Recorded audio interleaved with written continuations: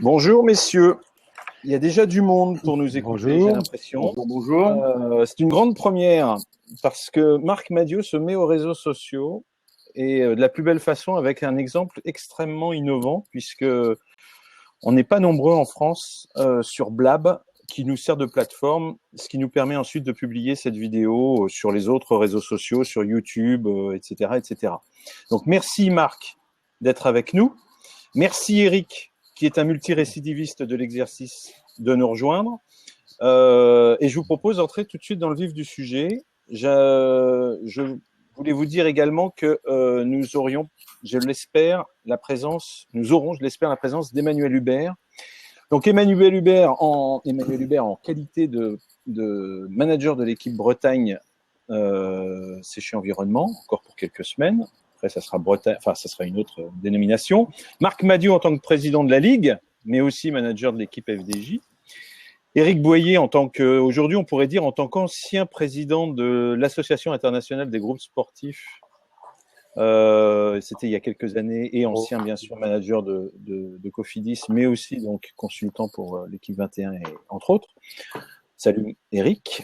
Et donc, ben voilà, on commence. Donc, est-ce qu'on a appris hier soir, parce qu'il y a un petit décalage évidemment avec Richmond dans l'État de Virginie, où ont lieu les championnats du monde et où a lieu le congrès de l'UCI, nous avons appris à l'occasion de ce congrès un certain nombre de nouvelles mesures, et notamment la réintroduction des oreillettes sur des courses qui en avaient fait le deuil depuis quelques années, les courses hors classe et les courses de classe 1, c'est-à-dire à peu près désormais, puisqu'il y avait encore les courses World Tour, toutes les grandes courses, les courses moyennes, aussi bien par étapes que courses d'un jour UCI, vont retrouver les oreillettes.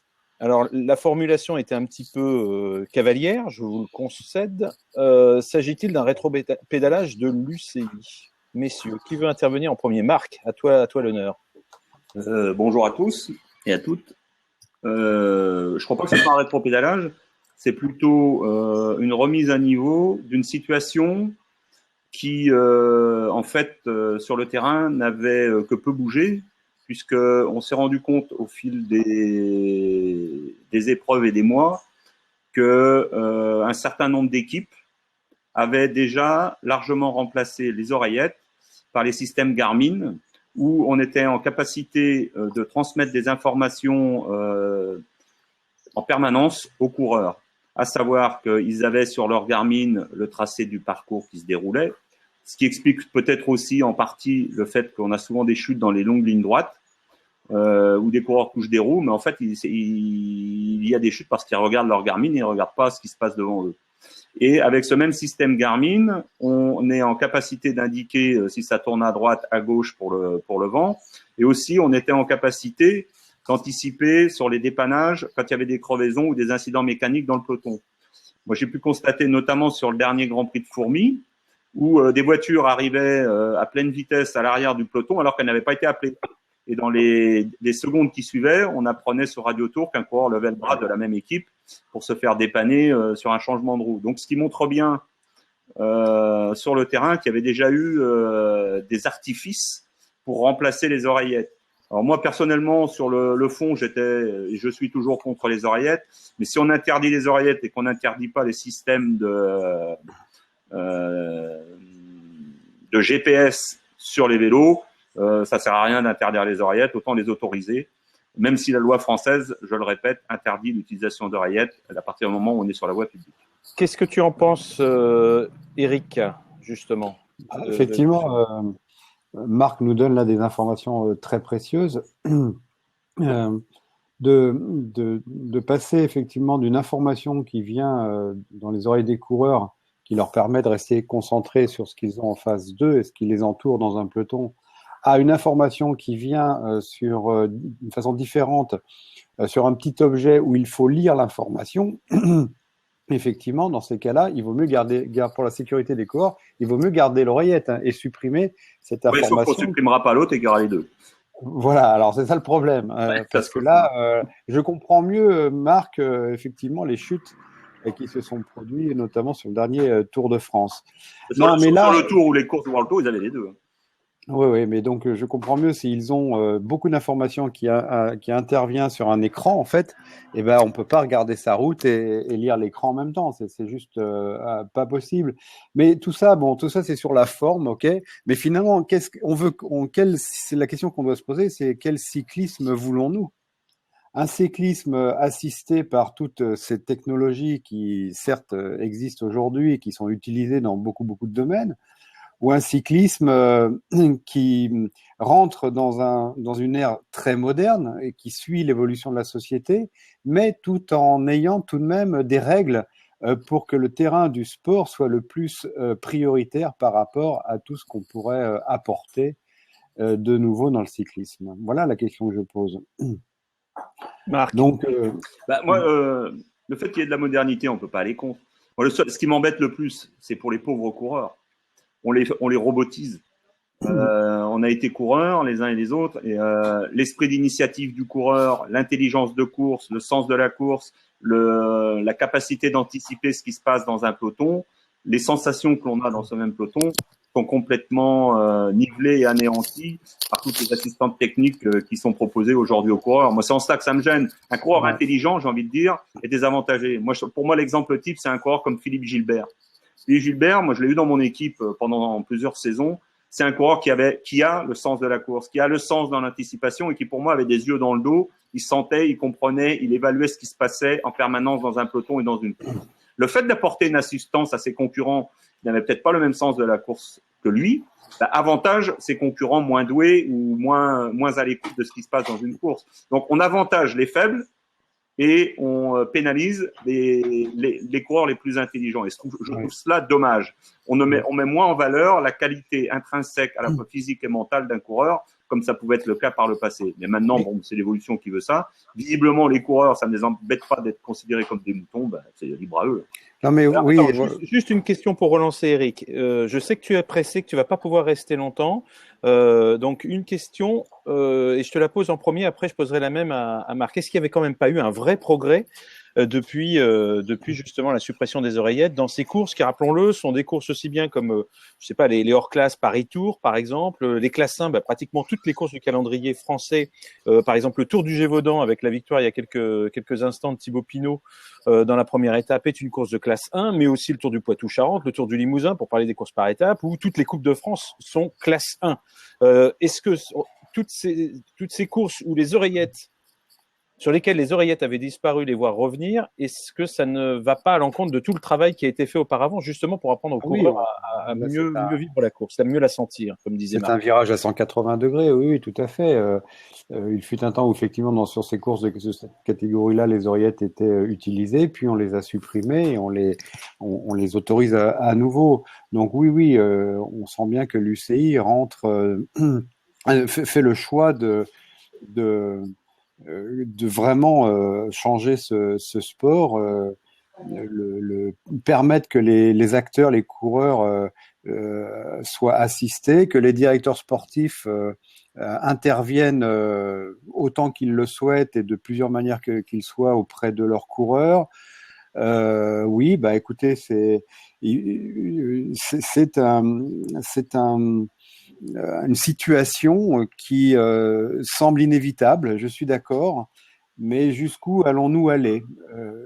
Des règles, il en faut. Faut pas que ce soit du libéral et finalement, allons-y. Toutes les technologies, elles sont bonnes à prendre. Donc, des technologies d'information, des technologies pour permettre au coureur de savoir s'il peut ou pas attaquer et plus en fonction de lui, de ce qu'il ressent, de tout ce qui a fait la saveur de là, de tu parles sport. des capteurs de puissance sur lesquels on peut avoir justement un état des lieux du corps, Marc, de ses réserves. Quand on associe effectivement un excellent directeur sportif qui, lui, justement, a connu ça, parce que les directeurs sportifs aujourd'hui font partie d'une génération qui ont connu ce cyclisme qui est fait de sensations, d'intelligence, de flair, etc. Marc l'a expliqué. Donc, ils sont dans la voiture. Donc, s'ils viennent effectivement assister un coureur qui n'a pas ces sens-là parfaitement développés, évidemment, c'est un avantage pour ce coureur-là. Mais donc voilà, quel cyclisme voulons-nous ? Est-ce qu'on veut donc associer donc les informations techniques que le coureur il a par rapport à sa physiologie, et on va associer ça à une information stratégique?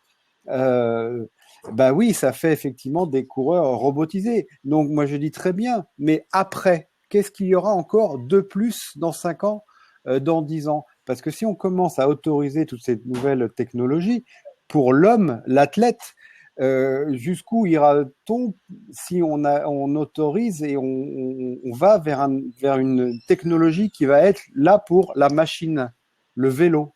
Voilà, je veux dire, si on dit non à rien, on laisse la porte ouverte à tout.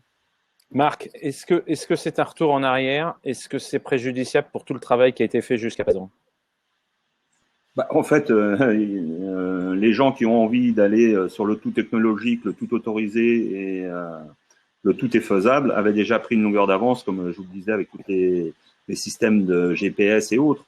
Donc, de toute façon, il faut savoir une chose et bien comprendre une chose. Aujourd'hui, l'UCI est présidé par Monsieur Coxon, qui est à la botte et au bon vouloir de Vélone. Vélone, c'est qui? C'est Sky, c'est BMC, c'est des gens qui aujourd'hui, dans ce sport, n'acceptent plus de perdre. Ils ne veulent pas prendre le risque de perdre, en fait. C'est ça, en fait, la base de tout. C'est-à-dire qu'on est dans un sport où un certain nombre de personnes n'acceptent plus de prendre le risque de perdre. On veut être à peu près sûr de gagner à tous les coups et on veut être en situation de gagner en permanence. Il y a juste à voir la façon dont ces mêmes équipes se développent. Ils accumulent les coureurs à gros potentiel les uns derrière les autres. On a des mastodontes d'équipes. Et puis, on va avoir un niveau d'équipe à 3 ou 4 vitesses. Je suis désolé, mais quand on regarde un certain nombre de courses cyclistes sur nos écrans de télévision, aujourd'hui, bien souvent, il suffit de regarder les 10 dernières minutes. On a tout vu. Ça sert à rien de faire des étapes en continu où on va vous montrer du premier au dernier kilomètre ce qui se passe dans la course parce qu'il va rien s'y passer ou quasiment rien. De toute façon, ça se fera dans les 5 ou 10 dernières minutes. Si c'est ça que l'on veut, qu'on le dise et puis on le fait. Point final. Moi, vous savez, je suis habitué à tout, c'est pas un problème. Alors Marc, il y a beaucoup de réactions. C'est un rendez-vous interactif, je le rappelle, même si là on l'est peut-être un peu moins que d'habitude. D'abord parce que le discours est déjà vivant, aussi parce qu'on parle un petit peu vite, parce qu'on sait qu'Éric doit se sauver rapidement à aussi. 17h30. À 17h30, d'accord. Il nous reste 7 minutes. Et ben voilà, et ça sera un bon format. Et puis peut-être que Marc aussi veut profiter de son samedi en famille. Donc voilà, on va faire vite. Juste les interactions. Hervé, qui est un fidèle, nous dit d'accord à 100% avec l'analyse de Marc. Dieu sait que j'aime Pro Cycling Manager. Marc, c'est un jeu vidéo.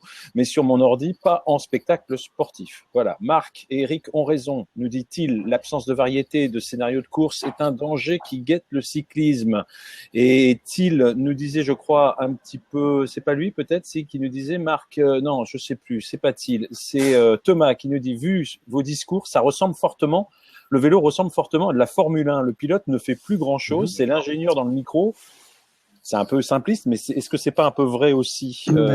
Ça serait l'ingénieur qui fait tout. Non, mais il faut écoutez, pour le moment, il semblerait qu'il faille tout de même encore pédaler. Bon, jusqu'où ça ira, j'en sais rien. On n'est pas sûr. On n'est pas sûr. Ben, on n'est pas sûr. On sait de quoi on parle, Marc. Pas de private. Non, il n'y a pas de joke. Il y a le danger qui peuvent menacer le vélo. Il y a un vélo, danger aujourd'hui qui est en train sournoisement de s'installer. On ne sait pas où est la limite, mais il faut être extrêmement vigilant aujourd'hui. Donc, il semblerait qu'il faille encore un petit peu pédaler, donc profitons-en. Oui, alors effectivement. Eric, tu es plus virulent que Marc, désormais, j'ai l'impression. Pardon ? Tu es encore plus virulent que Marc, désormais, dans tes discours. Je suis libre, moi. C'est la chance que j'ai. Non, mais je le suis encore. T'es libéré. Libéré, voilà. Et donc, oui, et puis donc effectivement, alors voilà, la Formule 1, ça ressemble, etc. Et puis moi, qu'est-ce que je constate aussi aujourd'hui, c'est qu'il y a des sponsors qui sont managers généraux. BMC, Tinkoff, ce sont des sponsors qui sont managers généraux et qui parlent pas. Qui parle d'investissement. Et dans l'esprit de ces gens-là, l'investissement, c'est un retour sur investissement. C'est-à-dire que je dépense, mais je veux mettre en plus les garanties qui vont me ramener. Voilà. Pas d'incertitude dans le sport. Voilà. Et donc, à partir de là, oui, on utilise tout ce qu'on peut utiliser pour assurer un minimum, voire un maximum de garantie. Tu vois, Marc, c'est vachement bien parce que cette façon de dialoguer, c'est que tu n'as pas parlé depuis 2 minutes, mais uniquement avec le faciès que tu nous affiches, on sait quand tu es d'accord et quand tu n'es pas d'accord. Je suis 100% d'accord avec ce que vient de dire Eric. Après, pour faire un comparatif avec la Formule 1, un Grand Prix de Formule 1 aujourd'hui, vous regardez le départ, le premier tour, et vous regardez 1h30 plus tard pour avoir le classement qui en général n'a pas bougé. Ben voilà, si c'est ça qu'on veut faire en matière de cyclisme, continuons. Aujourd'hui, la Formule 1 intéresse de moins en moins de monde. Moi, j'étais un passionné de sport automobile. J'ai envie de dire, c'est la dernière discipline du sport auto que je regarde aujourd'hui. Je préfère regarder de la NASCAR ou de l'IndyCar aux États-Unis sur les chaînes câblées plutôt que de regarder un Grand Prix de Formule 1. À cause de cette incertitude, justement. Il se passe plus rien sur un Grand Prix de Formule 1. Il se passe plus rien. Ouais, je voudrais aborder un dernier aspect qui est très important avec Eric et avec toi, Marc. Est-ce que vous avez l'impression, vous êtes tous les deux des acteurs du sport français, du cyclisme français. Est-ce que face à ce genre de décision, est-on condamné à acquiescer ou en tout cas à dire amen à l'Union cycliste internationale ou à toutes ces nouvelles technologies pour ne pas poser le débat dans un truc un peu bilatéral? Est-ce qu'en clair, on est obligé de s'accommoder du progrès? Est-ce qu'aujourd'hui, il y a la possibilité de s'opposer d'une façon ou d'une autre à cette décision et à cette évolution? Pour répondre, il y a longtemps qu'il y a sur pas mal de sujets, il y a pas mal d'oppositions et les coureurs, le peloton n'a jamais eu son mot à dire. Alors si un jour les coureurs nous disent quel cyclisme ils veulent pratiquer, peut-être que ça aiderait l'UCI, les organisateurs, à changer leur politique en fonction de l'attente des coureurs. Voilà. Bon, maintenant, c'est jamais facile, effectivement, pour les coureurs d'avoir, pour les 200 coureurs qui sont au départ du Tour de France, les mêmes objectifs, la même politique, la même vision de leur sport. C'est pas facile. Le système fait que les coureurs sont payés par les équipes. Évidemment, en tant que salariés, ils doivent respecter les objectifs du sponsor de l'équipe. Bon, ils peuvent pas tous avoir la même idéologie de la pratique de leur cyclisme. Après, il y a la puissance des organisateurs, en tout cas d'un organisateur, qui fait que sans lui, il n'y a pas de cyclisme aujourd'hui. Et l'UCI, depuis des années, essaye d'exister, d'avoir du poids, d'avoir de la possibilité donc de décider un certain nombre de choses, etc. Ils n'y arrivent pas, ils ont beaucoup de mal. Ils ont cru d'ailleurs qu'en laissant faire Armstrong et en travaillant auprès d'Armstrong, ça leur donnerait beaucoup de pouvoir. Et finalement, ils se sont rendus compte que c'était une énorme bêtise et tout a été perdu. Là, depuis 2 ans, effectivement, Brian Cookson semble vouloir changer de politique. Mais moi, depuis 2 ans, j'ai vu quelqu'un qui sait pas où il va. Et aujourd'hui, il semblerait, d'après les décisions qu'il vient de prendre, il semblerait qu'il sache où il va. Mais depuis une semaine ou 2, je constate seulement qu'il semblerait qu'il sache où il va. Et il va du côté de Vélone. Et je pense pas que ce soit un bon choix non plus. Voilà. Alors, Vélone, c'est évidemment ce groupement d'équipes pro, d'équipes du World Tour d'ailleurs, je crois exclusivement. C'est une société. Hein. Oui, c'est une société, mais je crois qu'il y a un modèle associatif, AIGCP, voilà. Donc là, on est effectivement. Dont l'objet est quand même d'avoir une certaine maîtrise de l'image, dans tous les sens d'ailleurs, du cyclisme pro. Et aujourd'hui, on les voit surtout présents. Je dirais la façade la plus concrète, ce sont ces caméras embarquées qui sont sur les vélos, qui donc sont diffusées sous forme de vidéo sur une chaîne YouTube. Et à terme, ça peut aller beaucoup plus loin. On voit que c'est l'enjeu de tous les images et data qui sont présentes, donc qui peuvent être utilisées pour un second écran dans le cadre d'une retransmission qui ne sera plus simplement le fait de regarder un programme à la télévision, mais aussi avec un pendant sur le web ou sur les téléphones mobiles. Vélone, il n'y a aucune équipe française pour l'instant adhérente de Vélone, Marc Madiot. Effectivement, moi j'ai été approché au démarrage de cette société, mais dans un premier temps les contours étaient extrêmement flous. Et puis au fil du temps, déjà parce que moi je suis sponsorisé par une entreprise d'État, il fallait quasiment l'avis du Premier ministre en France ou du Président de la République pour qu'une entreprise d'État puisse prendre des parts dans une société basée à Londres. Donc ça, il y avait déjà un problème juridique difficile à contourner. Et ensuite, la philosophie était quand même assez floue. Le but, c'est quand même, on va y aller franco, c'est quand même de faire du pognon. Hein. Après, moi, dans tout ce que j'entends, il y a quand même un souci. Moi, je veux bien qu'on fasse des data, des caméras embarquées et tout, mais ça montre quoi? Ça montre quand même que notre sport a besoin d'artifices pour être spectaculaire. Si on avait une qualité de course et un déroulé de course suffisamment passionnant et intéressant, on n'aurait pas besoin d'y ajouter des artifices. Donc, on pourrait peut-être aussi se poser la question de savoir pourquoi on a besoin de rajouter en permanence des artifices avec des écrans et des courbes et des pulsations et des chiffres qui s'affichent sur l'écran de télévision. Bah, tout simplement parce que peut-être que bien souvent, nos épreuves ne sont pas assez intéressantes ou spectaculaires pour rester scotchés devant l'écran. C'est peut-être ça qu'on devrait commencer par se poser comme question. Après, bon, on a bien compris que tout avait bougé, qu'on est dans un monde qui est complètement, dans un sport qui est complètement à la main des anglo-saxons aujourd'hui. On n'a pas forcément la même philosophie et la même histoire par rapport à ce sport. Et donc, il y a un conflit qui s'installe quelque part de philosophie. Mais je reviens à ce que disait notre internaute là qui nous suit par rapport à la Formule 1, et Marc t'en a parlé aussi. La Formule 1, ça fait 20 ans qu'ils ont installé les caméras dans les voitures, qu'ils ont installé du data, qu'ils ont installé des tas de choses, parce que c'était la situation qui est dans le cyclisme aujourd'hui. Depuis 15-20 ans, le Formule 1, il se passait rien. Donc on a rajouté déjà, il y a 20 ans, 15 ans, tous ces artifices, pour pouvoir avoir sur l'écran de télé quatre caméras en même temps, des courbes, des consommations, des machins, des vitesses autour. Puis 20 ans après, le résultat, il est que la Formule 1 est toujours pas passionnante. Pourquoi? Parce que sur le plan sportif, finalement, avec tous ces artifices, c'est encore pire qu'avant. Donc, et c'est pas tout ça qui va faire. Une fois qu'on aura consommé toute cette nouvelle technologie, que le téléspectateur aura consommé toute cette nouvelle technologie, alors ça va faire illusion pendant 5 ans, 6 ans, peut-être plus. La caméra embarquée, Pardon ? Je trouve que la caméra embarquée en course, on l'a déjà quasiment consommée.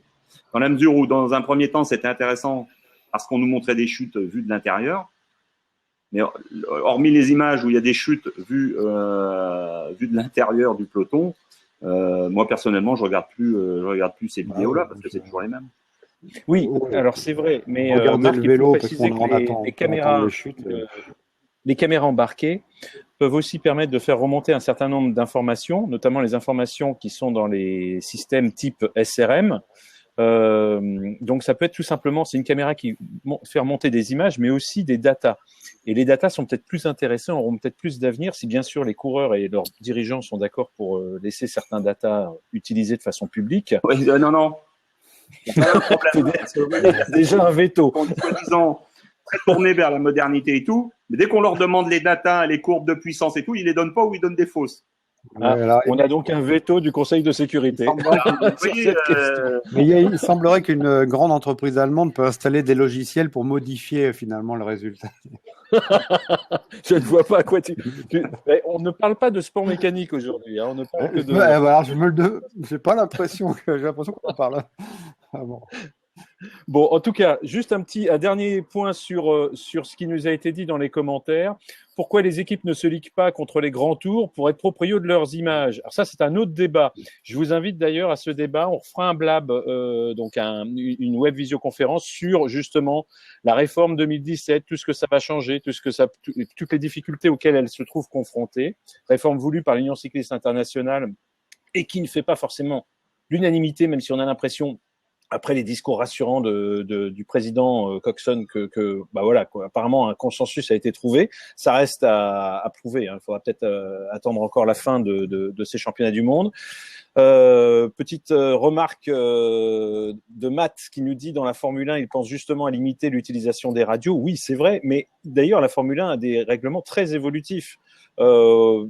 nous, on est peut-être un peu surpris, Marc, dans le vélo, de voir un retour en arrière, mais il faut savoir que dans la Formule 1, et pas seulement dans la Formule 1, mais dans les sports mécaniques d'une manière générale, on va en avant, on va en arrière, on autorise quelque chose, on l'annule l'année suivante, enfin, peut-être pas l'année suivante, mais 2 ans après. C'est un règlement en perpétuelle évolution. Hein. Bah, au moins, eux, ils ont cette qualité, ils savent revenir en arrière quand ils ont été trop loin en avant. Et ils ont cette capacité à essayer ou tenter de s'adapter à toutes les situations en permanence. C'est ce qui fait aussi une de leurs forces. Et c'est un des défauts de notre sport, c'est qu'on est incapable de revenir en arrière quand on a été trop loin en avant. Eh bien, ça nous servira de conclusion. On n'a pas réussi à voir Emmanuel Hubert. Je l'avais, c'était pas très poli parce que je regardais mon téléphone en même temps. Parfois, je ne vous écoutais pas avec toute l'attention requise. Emmanuel Hubert souhaitait intervenir, mais il n'avait pas le bon navigateur. Je rappelle que pour intervenir sur ce genre de plateforme, il faut avoir le navigateur Chrome.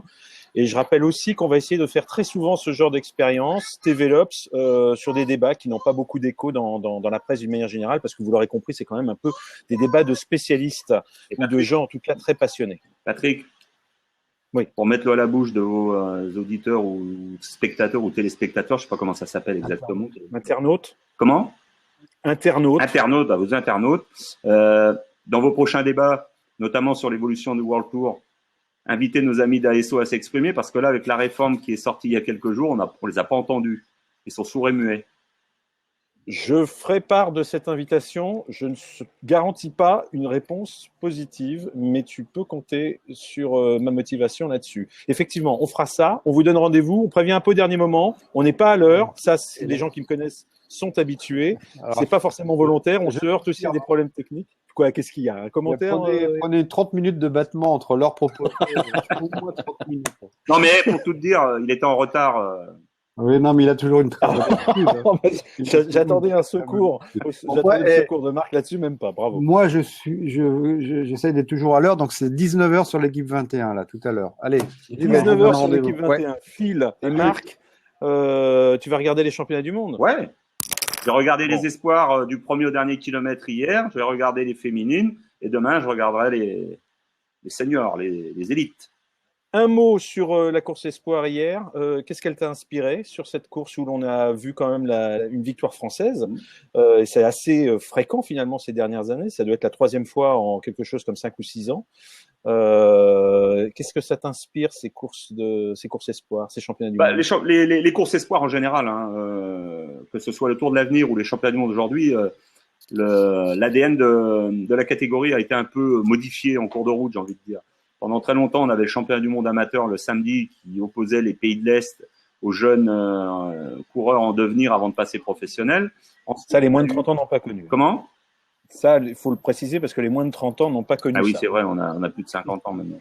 Non, mais ça, c'était dans un autre temps, au siècle passé. Ensuite, on a eu la création de cette catégorie espoir des moins de 23 ans qui permettait à des jeunes qui n'étaient pas encore professionnels et de moins de 23 ans d'avoir une catégorie qui leur permettait de se mettre en évidence et de se faire connaître des équipes professionnelles pour passer à l'étage supérieur. Et là, on est dans un espèce de mixte où on a toujours des coureurs de moins de 23 ans, mais on a laissé l'accès aux coureurs qui sont déjà, pour certains professionnels, ou dans des équipes continentales, ou dans des équipes continentales pro, voire même au Tour de l'Avenir avec des coureurs du World Tour. Donc, il y a une espèce de mélange des genres. Je trouve que c'est un peu dommage parce que une fois qu'on est professionnel, on est déjà dans la catégorie au-dessus. Donc, moi, je préférais l'ancienne formule avec des espoirs qui étaient des vrais espoirs, quoi, qui n'étaient pas déjà des professionnels. Eh bien, il faudra peut-être y songer effectivement sur le plan réglementaire, où l'on a vu aussi d'ailleurs des courses. On a vu une belle course des Français avec une belle course d'une manière générale d'ailleurs. C'est chez jeunes Français. Mais c'est pas un hasard si à l'avant de la course au championnat du monde espoir aujourd'hui ou de ces dernières années, on retrouve des coureurs qui ont déjà un vécu en tant que professionnel ou presque. Donc ça montre qu'il y a quand même 2 étages encore dans cette catégorie. Dernière question, puisque je regarde et j'essaie de jouer l'interactivité maintenant à fond. C'était la première d'ailleurs qui nous a été posée au tout début. Des questions diverses qui n'ont pas rapport avec ce qu'on s'est dit jusqu'à présent.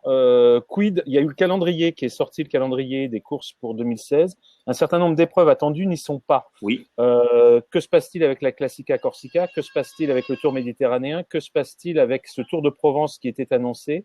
Est-ce qu'il faut être inquiet pour ces courses ou est-ce qu'elles auront lieu malgré tout? Non, en principe, question de titre, le simple retard d'inscription au calendrier est dû au passage devant la DNCG. Parce qu'en France, il y a aujourd'hui une DNCG pour les équipes, mais également pour les organisateurs, pour valider les moyens d'évolution de ces mêmes épreuves. Donc, c'est tout simplement l'avis de la DNCG qui n'a pas encore été rendu sur ces épreuves, soit parce qu'elles sont nouvelles, soit parce qu'elles ont connu quelques difficultés par le passé, et tout le monde au niveau de la Ligue veut s'assurer qu'il y a un bon fonctionnement de ces mêmes épreuves, puisqu'elles sont placées sous la responsabilité de la Ligue pour pouvoir être inscrites au calendrier avec l'aval de la fédération. Donc la DNCG a été mise en place l'année passée pour permettre de vérifier et d'assister, je n'aime pas le mot contrôler, les épreuves en devenir pour intégrer le calendrier. Donc c'est la seule chose qui fait qu'aujourd'hui elles ne sont pas encore inscrites définitivement au calendrier. Si les choses se déroulent tout à fait normalement dans les prochains jours ou semaines, une fois que nous aurons l'accord de la DNCG, ces épreuves figureront au calendrier de façon tout à fait normale. Eh bien voilà, merci d'avoir répondu à ces quelques questions. J'espère que l'expérience a plu à tous ceux qui nous ont regardés. T'as plu aussi, Marc, et te donnera envie de retenter ça quand tu veux. Fois prochaine. Et on se quitte. Et puis, en ce qui nous concerne, on aura l'occasion de refaire cette web visioconférence Velops, TVelops 3. Ça sera très certainement demain. Je donne pas l'heure, comme ça je ne serai pas en retard, en tout cas avant de l'avoir annoncé. Et demain, on parlera de quoi on parlera? Bon, on parlera peut-être de la course des femmes, hein, après tout, qui a lieu. Donc, dans quelques minutes, vous pourrez voir les premières images. Si vous avez beIN Sport, je crois que c'est à 18h45, avec Pauline Ferrand-Prévot qui cherchera à obtenir un nouveau titre mondial après avoir obtenu celui en VTT, le titre mondial en VTT et les autres précédemment, puisqu'elle est, ne l'oublions pas, championne du monde sortante sur route. Merci Marc, à très bientôt et bon courage pour Thibaut Pinot qui a gagné aujourd'hui sur le Tour du Gévaudan et qui espère sûrement gagner à nouveau le classement final demain. À bientôt. Salut Marc. Salut.